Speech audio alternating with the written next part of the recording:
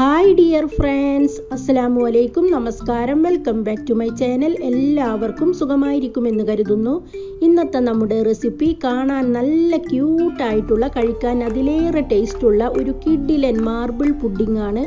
അപ്പം നമുക്ക് നോക്കാം ഈ പുഡിംഗ് എങ്ങനെയാണ് തയ്യാറാക്കിയെടുക്കുന്നതെന്ന്. നമ്മുടെ ഈ സൂപ്പർ മാർബിൾ പുഡിംഗ് തയ്യാറാക്കിയെടുക്കാൻ വേണ്ടി ഈ ഒരു പാത്രത്തിലേക്ക് നമുക്ക് 1/2 ലിറ്റർ അളവിലുള്ള പാൽ ഒഴിച്ചു കൊടുക്കാം.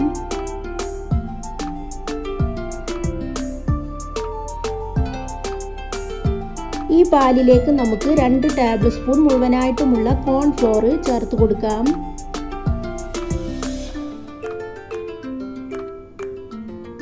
രണ്ട് ടേബിൾ സ്പൂൺ മുഴുവനായിട്ടുമുള്ള പാൽപ്പൊടി കൂടി ചേർത്ത് കൊടുക്കാം. അടുത്തതായി നമ്മുടെ പുഡിങ്ങിലേക്ക് മധുരത്തിന് ആവശ്യമായിട്ടുള്ള പഞ്ചസാര ചേർത്ത് കൊടുക്കാം. പഞ്ചസാരയൊക്കെ ഓരോരുത്തരുടെ മധുരത്തിനനുസരിച്ച് കൂട്ടുകയോ കുറയ്ക്കുകയോ ചെയ്യാവുന്നതാണ്.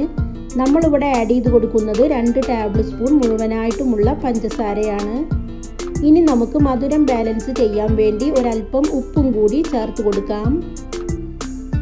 ഇതിലേക്ക് നമുക്ക് 1/4 ടീസ്പൂൺ അളവിലുള്ള വാനില എസൻസ് കൂടി ചേർത്ത് കൊടുക്കാം.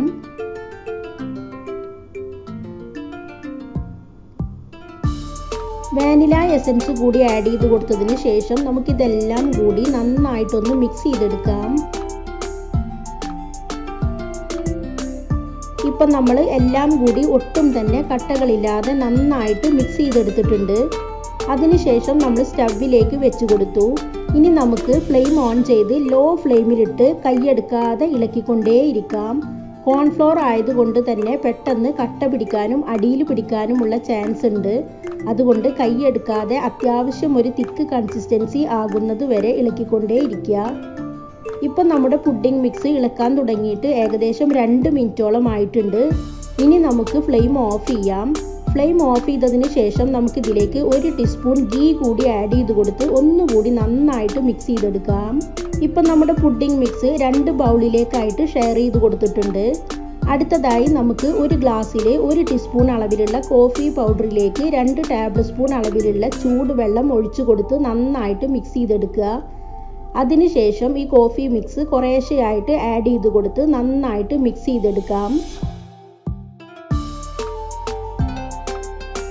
ഇപ്പം നമ്മുടെ കോഫി മിക്സ് മുഴുവനായിട്ടും ആഡ് ചെയ്ത് കൊടുത്ത് നന്നായിട്ട് മിക്സ് ചെയ്തെടുത്തിട്ടുണ്ട്. ഇനി നമുക്ക് പുഡിംഗ് സെറ്റ് ചെയ്യാം. പുഡിംഗ് സെറ്റ് ചെയ്യാൻ വേണ്ടി നമ്മളിവിടെ ചെറിയ 4 ബൗളാണ് എടുത്തിട്ടുള്ളത്. ഇതിലൽപ്പം ഓയിൽ കൂടി സ്പ്രെഡ് ചെയ്ത് കൊടുത്തിട്ടുണ്ട്.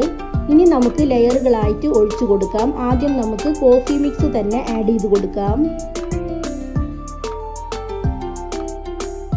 അടുത്തത് നമുക്ക് വാനില മിക്സ് ആഡ് ചെയ്യാം.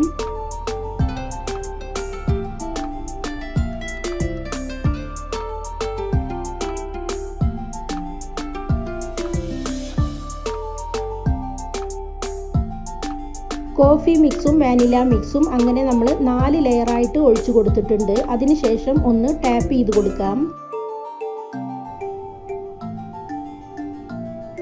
ഇപ്പം നമ്മുടെ 4 ബൗളും നമ്മൾ സെറ്റ് ചെയ്തെടുത്തിട്ടുണ്ട്.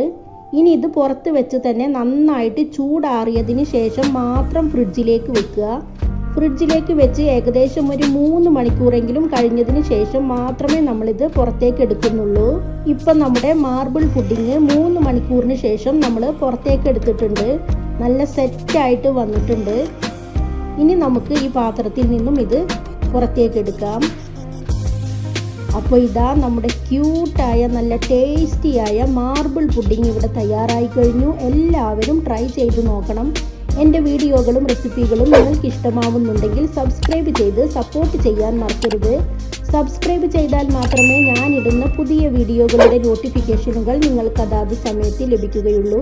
ഇൻഷാ അല്ലാഹ് വീണ്ടും പുതിയൊരു വീഡിയോയിലൂടെ കാണാം. Thanks for watching.